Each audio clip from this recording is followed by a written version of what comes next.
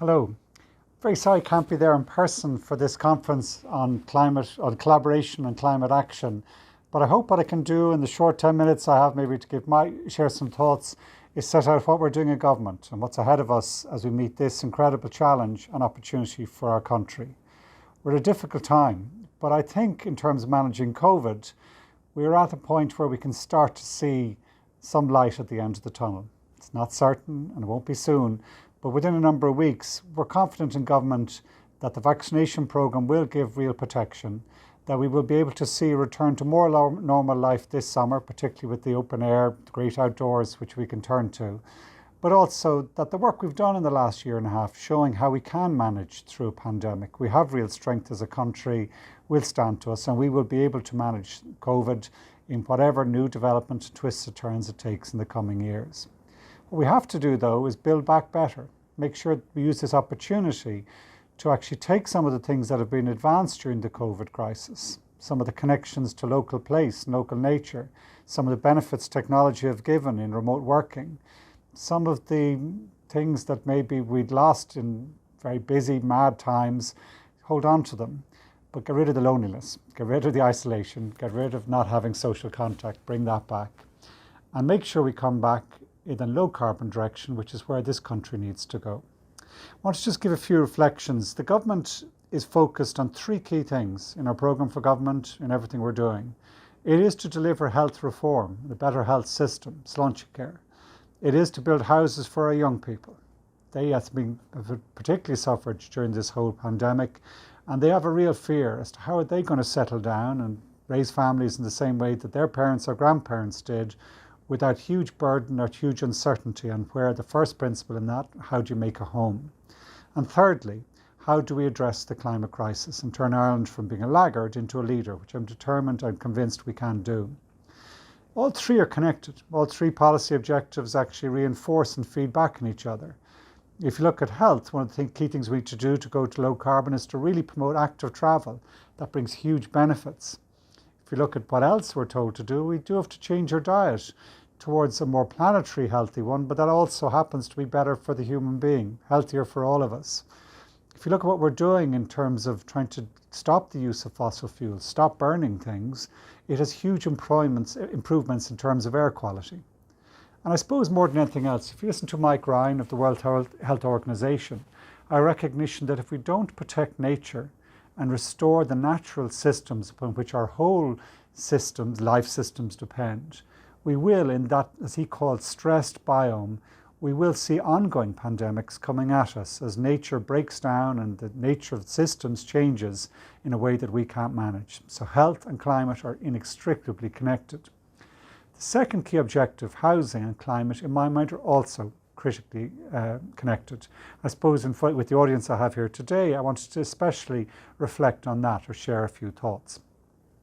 Firstly, the government, in Building Back Better, in the next 2 months will publish a new economic recovery plan, and also will do a review of the National Development Plan. And both, critically, will have to look at how we address the housing crisis and the climate crisis at the same time.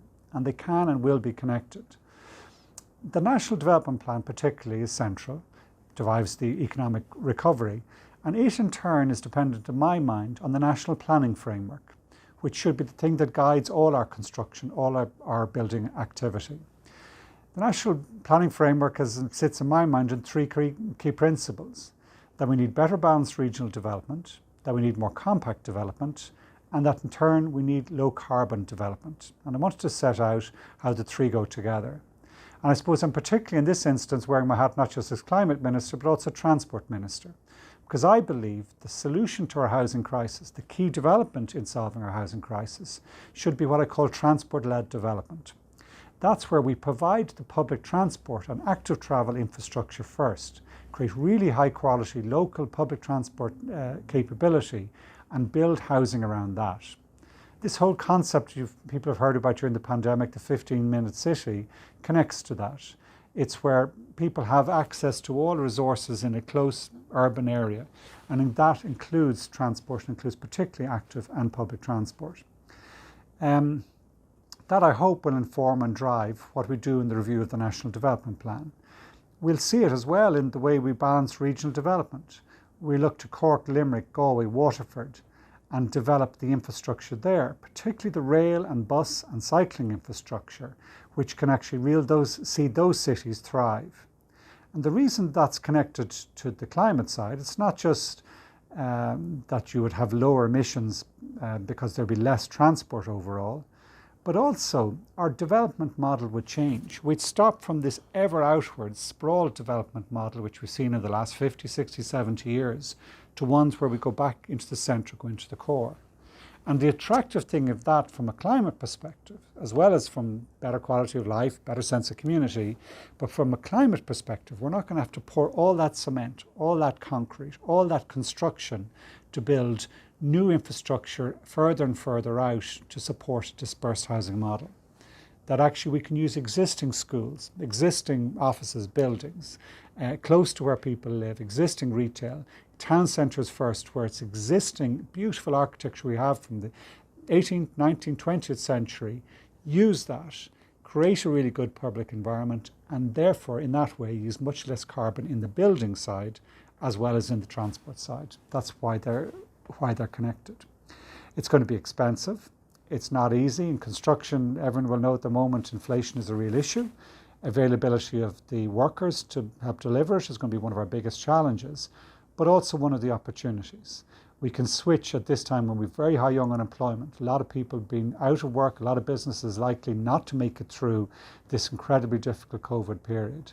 But if we, as we segue out of the management of the worst part of the COVID crisis, can switch people to new apprenticeships and new opportunities, new learning, to switch to, particularly in my mind, to the building industry for public transport and all the other cycling, other infrastructure, that's going to work as a way of overcoming some of the bottlenecks that are there in delivering that.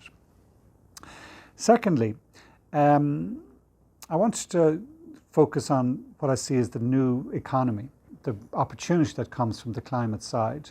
It isn't just in transport, it isn't just in agriculture where a lot of the focus has to be. It's also in moving to what we call a circular economy, much more efficient economy in everything we do, a dematerializing of development, a real focus on actually using less resources while achieving the same quality of life returns is what we need to do. In that, and again, maybe I'm putting on my energy minister hat here, efficiency is everything. Energy efficiency, first and foremost, is more important than all the wind turbines, all the offshore wind developments, all the solar energy and so on that we'll develop. If we don't have efficiency first and foremost, then we're not going to use that energy wisely. We're not going to be competitive. We're not going to have a secure economy. It has to be efficiency first. In that efficiency, we have to really focus, in my mind, on buildings efficiency. So the first key project in the whole climate agenda is the retrofitting of existing buildings. Again, using that embodied energy, embodied carbon that's already in the building to improve the building stock, make them better fit for purpose in taking out the fossil fuel heating systems, which we have to do across the board in the next 2-3 decades max, and put in alternative systems, electrified heat pump systems, which work better in really efficient buildings. So there's 3 key developments in this as I see it, of interest I'm sure to quantity surveyors. Firstly is that we do retrofit 50,000 buildings a year, residents. That'll start targeting very much local authority, social housing, so we get a just transition. It also has to involve public buildings. We've just done a major survey with the Department of Public Expenditure and Reform, looking at our entire public building stock and mapping out what it's going to take to make it fit for purpose in this low carbon future.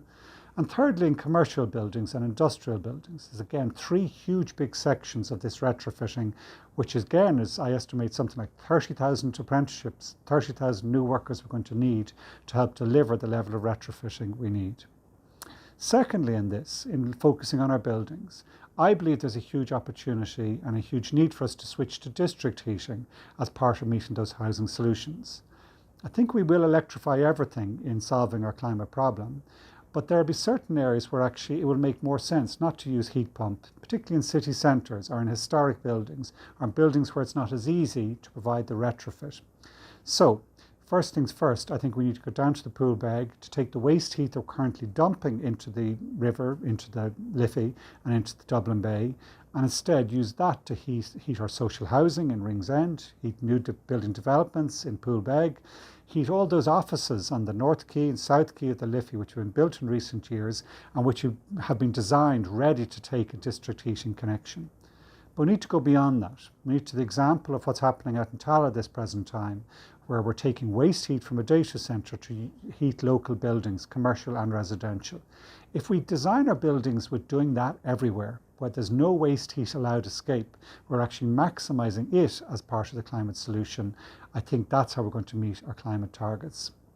Third key issue in our building fabric is looking at the long-term use of wood materials, particularly new laminated structures, which we, through building regulation changes and through better architectural design, start to integrate into our building stock as a way of storing carbon for the long term.